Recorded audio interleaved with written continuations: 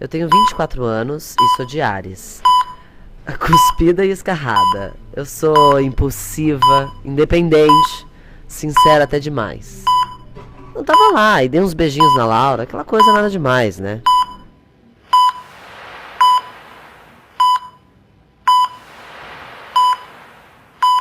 Ensinar algo que envolve patologia é mais fácil pela infinidade de referências ou mais difícil para não cair no estereótipo?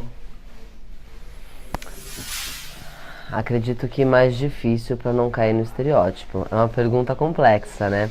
Principalmente se tratando de patologia. Corre um risco aí de cair num estereótipo, né? De um comportamento padronizado. Mas acho que mesmo dentro desse estereótipo, cada um tem as suas peculiaridades que vão entrar dentro dessa complexidade que você falou. Eu concordo. Eu acho que conforme o tempo vai passando, a vida passa, a gente vai conhecendo, vai nos conhecendo. Então é bastante complicado isso aí da gente afirmar alguma coisa, porque é muito complexo, né?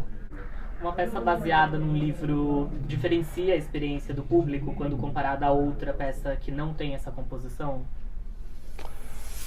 Olha, eu acho que não, na verdade, porque o que diferencia para o público é assistir uma boa história, independente de que seja uma ficção, seja baseada em fatos reais ou que seja adaptação de um livro. A gente consegue entender e trazer pra gente e visualizar que, por mais que nessa história seja uma ficção, na vida real ela acontece e acontece muito. Na peça, há um vilão definido ou não há inocentes?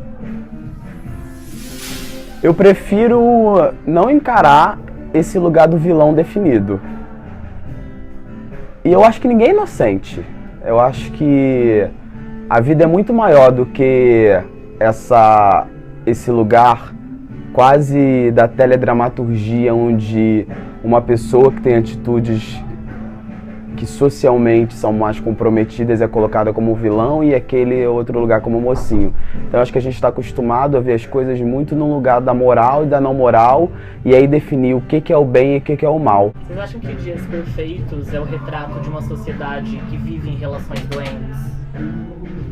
Com certeza. Eu sempre falo que o Dias Perfeitos é uma história sobre um relacionamento abusivo, que eu acho que talvez tenha uma lente de aumento nisso, né? Ele meio que escancara um pouco, né? Porque é uma situação muito extremista, assim, né?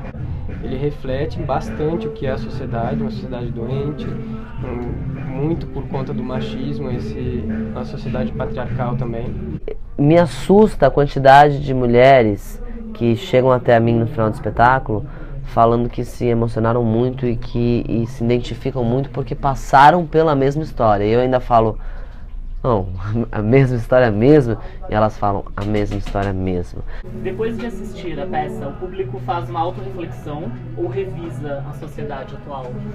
Isso é muito pessoal, no sentido de algumas pessoas que viveram, passaram, conhecem pessoas bem próximas, né?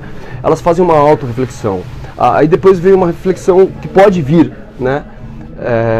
Num lugar social, do momento que a gente vive hoje, da importância de estar falando sobre isso, né? E hoje realmente é um lugar onde a gente está criando uma discussão muito séria e relevante em questão da arte, né? Em questão da mulher na sociedade, nesse lugar de igualdade, de busca dos seus direitos. E pra mim, de repente, pega num lugar que eu falo, cara, olha só a importância do que é isso ser falado. Então por isso eu acho que isso é um lugar muito pessoal. E a arte acho que tá nesse lugar, assim, sabe? A gente não tem que apontar dedo, né?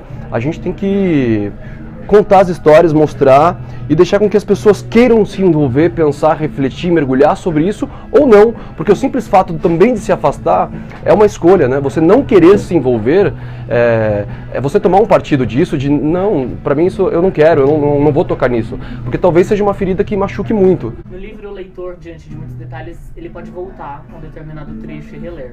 Como é trabalhar com tantos detalhes de uma história, numa didática sem possibilidade de revisão por parte do público?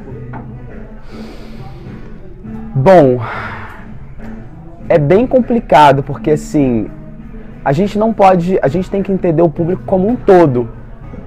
Então é óbvio que muitas vezes várias pessoas não vão conseguir acompanhar essa lógica que é criada. Mas o que eu acho que é mais interessante disso tudo é fazer com que a experiência sensorial, a partir do que se é mostrado, do que se é dito, fique. E que se for para ficar uma cena ou outra, ok. E que se for para ficar a história inteira, ok. Eu acho que o entendimento de não conseguir compreender ou conseguir compreender, ele fica abaixo a partir do momento em que a experiência se concretiza dentro da peça.